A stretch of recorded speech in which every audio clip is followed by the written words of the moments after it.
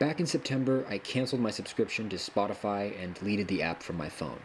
I'd been a Spotify user since 2017 and had enjoyed my use of the app in ignorance. This decision to cancel stemmed from two important factors that I toiled with. First, I wanted to distance myself from an app that has consistently underpaid artists for their work.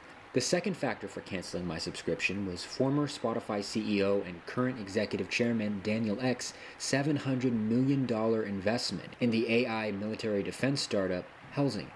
Sitting as a chairman of a company that is responsible for warfare and violence while also running an app that's meant to share art couldn't be more contradictory. Because of these issues, I moved on from the app.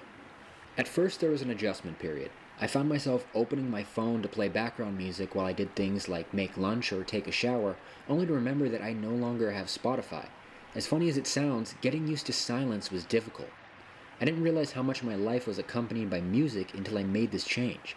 I always took pride in reading books and keeping my screen time low, but I didn't acknowledge the reliance I had on music serving as almost white noise. I was unknowingly overstimulated when I played music during mundane parts of my day. I slowly began to adjust and found solitude in moments of silence. When I was inundated with music from my Spotify playlist all the time, I wasn't meditating on lyrics or enjoying the instrumentation, but rather using music to fill in the boring moments of the day. Music was no longer special. I'd removed the art from music and instead used music as a utility. It was the epitome of toxic consumerism. Listening to less music isn't bad, and it doesn't make you less of a supporter of the art. In fact, cutting down the time I spent with music increased my enjoyment of music when I did listen. I started to interact with music in a way that allowed me to absorb what I was hearing and think critically about it. I began spending time with music rather than passing time with it. With my newfound approach to consumption, I had to turn to new sources for music outside of Spotify. I've always been a fan of music videos and utilized YouTube for viewing and listening to my favorite songs. Unfortunately, it's not the most efficient way of listening, especially in the car. Instead of making things complicated, I turned to the radio. There's something charming about listening to a local station that not only plays a wide variety of music, but also discusses local events and happenings. I also listen to discussions about the brutal winter weather we've been experiencing, local restaurants, and the crazy drivers on Interstates 84 and 95 in the Connecticut and New York area. I also found quite a few listener-supported community radio stations, such as WPKN out of Bridgeport, Connecticut. The WPKN website notes that their mission is to strengthen and enrich our community through programming that is provocative, innovative, and free from commercial influence and promotes diversity, tolerance, and freedom of expression. Although they play a lot of music I probably wouldn't listen to otherwise, the station expands my taste and allows me to hear a variety of sounds and genres.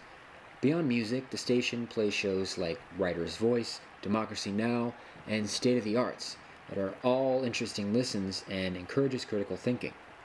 Listening to the radio brought me back to my childhood when I'd experience a rush of joy whenever one of my favorite songs played. As funny as it sounds, having the power to play any song I want at any given moment sometimes feels like too much control. The act of listening to the radio is fun to me. It locks me out of my echo chamber of only listening to genres that I enjoy. Another way I discover new music is from online spaces where music discourse is common. Places like YouTube and Reddit offer a lot of new names in music that I had never heard of. As expected, some of these discussions can be mind-numbing, condescending, or too highbrow for someone just casually looking to find new music. But if you can take recommendations with a grain of salt and form your own opinions, you can find a new artist that becomes your favorite.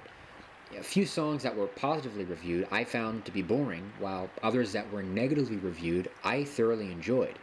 It's important to recognize that some songs just aren't meant for you. Everything is subjective in music discovery.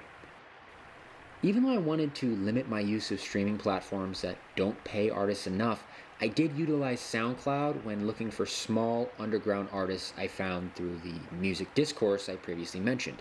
SoundCloud serves as an easy way for up-and-coming artists to share their music and has been the starting point for many mainstream artists today.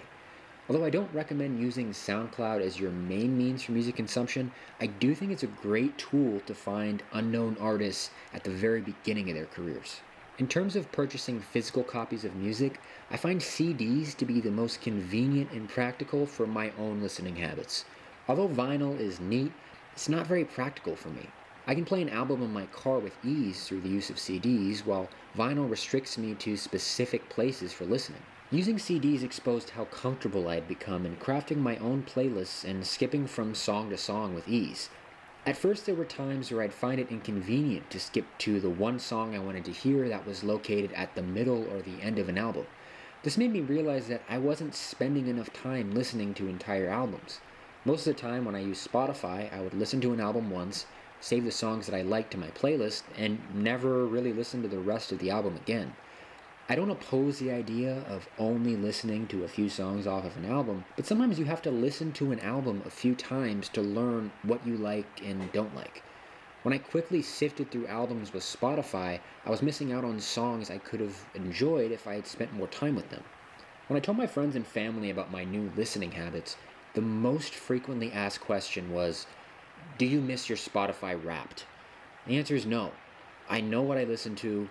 I don't need an app to make a colorful slideshow of my favorite artists so I can share it with my friends. I don't need to flaunt my musical taste.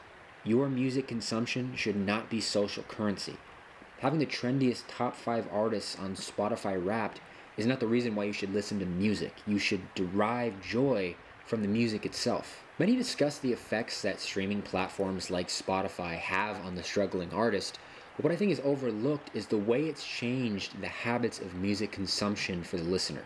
By removing Spotify from my phone, I saw the way my previous habits of consumption had driven my experience of music to a point of vapidity. I had destroyed music for myself because of the way I had toxically overconsumed. Through this experience, I found that Spotify completely distorted my enjoyment of music because of the app's ability to keep you overstimulated. If you're interested in abandoning Spotify or even taking a break, here's my advice. 1. For physical copies of albums, lean into CDs. Your local record store will have many options, new and pre-owned. As a person that frequents flea markets, you can also find old CDs for cheap at most flea markets in your area. I can't count the amount of albums I found at flea markets just for a few bucks. 2. Find a local radio station. You'll diversify your taste and feel more connected to your community. You can also find links to radio stations online so you can listen when you're not in the car. I'll provide a few helpful links below. 3. Follow music discourse online. Even if the recommendations are obnoxious or toxic, which I guarantee you're going to come across a lot of toxic opinions on the internet, you'll get new names on your radar. Although I first looked at this experience as a mini act of resistance, I found myself almost seeing it as an act of self-care that's enabled me to eliminate habits of toxic consumption.